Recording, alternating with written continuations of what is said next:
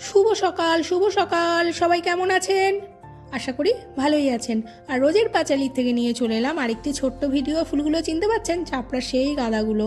যাই হোক, এবার প্রচুর বাজার চলে এসছে। এইখান থেকে শালগম বা ওলকপিকে কোনটা কী নামে ডাকেন আমাকে একটু বলবেন তো, ওটাই রান্না হবে। আর আমাদের বাড়িতে না ঝোলের একটা সবজি না হলে একদম হয় না। আমার বাবার একটু ঝোল হলে ভালো হয়। আর শীতকালে গরম গরম বেগুন ভাজা কার কার ভালো লাগে।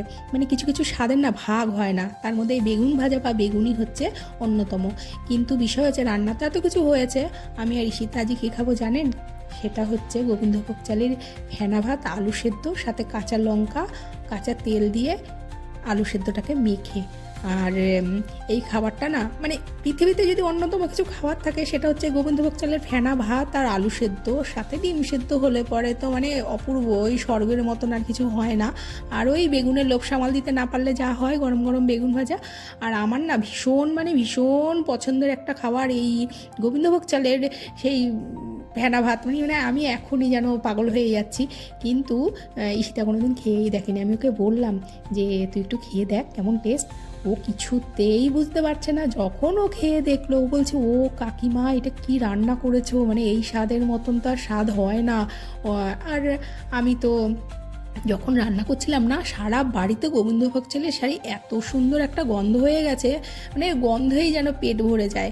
আর এই স্বাদের না কোনো দিন ভাগ হয় না। কিছু কিছু স্বাদ আছে যেই স্বাদগুলোর কোনো দিনই ভাগ হয় না। যেমন হচ্ছে এই গোবিন্দভোগ চালের ফেনা ভাত। কে কে খেয়েছেন আপনারা? আদৌ কি খেয়েছেন?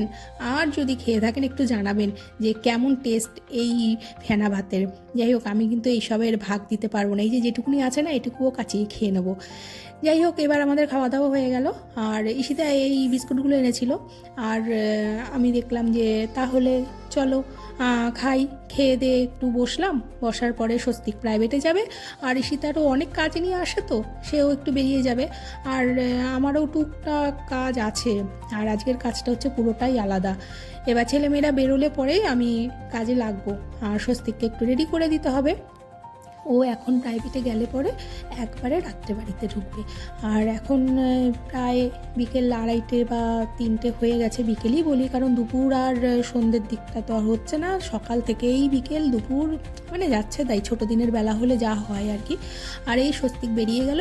এইবার আমি নিয়ে বসবো, যেহেতু এবছর থেকে আবার একটু গাছ লাগাবো, তাই কিছু সার মাটি তৈরি করব।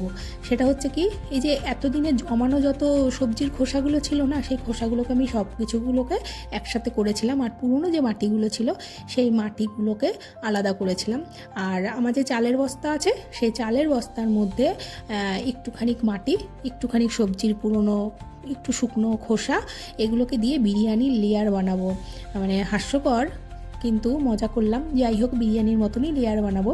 এইবার এটাকে ভালো করে বস্তার মধ্যে মাটি আর হচ্ছে সব রকম খোসা, এর মধ্যে ডিমের খোসাও আছে, দিয়ে তারপরে ভালোভাবে এটাকে সুন্দর করে মানে এক বস্তার মতন লেয়ার বানিয়ে এটাকে একটু জল দেবো। জল দিয়ে আর এতদিন থেকে এরপরে যত যত সবজি আসবে সব খোসা আর মাটি একটু একটু করে দেবো। দিয়ে ভালো করে একটুখানি জল, বেশি না, দিয়ে ভালো করে মুখটা বন্ধ করে রেখে দেবো। তাতে হবে কি, একটা সুন্দর সারে পরিণত হবে।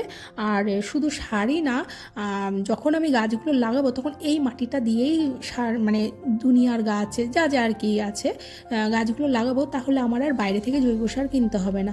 সত্যি বলতে এখন তার গোবর পাওয়া সম্ভব না যে গোবর থেকে সার হবে।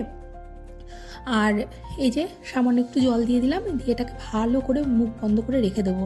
আর গরমকাল হলে অবশ্যই ভালো হতো, ভীষণ তাড়াতাড়ি করে সবজিটা পচে মাটিতে পরিণত হয়ে যেত। কিন্তু ওই গরমকাল নয়। আর এরকম আমি 2টো বস্তা আজকে রেডি করেছিলাম। আর এইটাই হবে। আর যখন আমি গাছ লাগাবো তখন ওই চাল ধোয়া জল, তারপরে ডাল ধোয়া জল, তারপরে ওই ডিম সেদ্ধ করার পরে যেই জলটা থাকে বা সবজি সেদ্ধ করার পরে যে জলটা থাকে, জলটা ঠান্ডা করে ওই জলটাই ব্যবহার করব, বাইরের আর জল দেবো না। এই করেই আজকে 2টো বস্তা সার মাটি রেডি করলাম।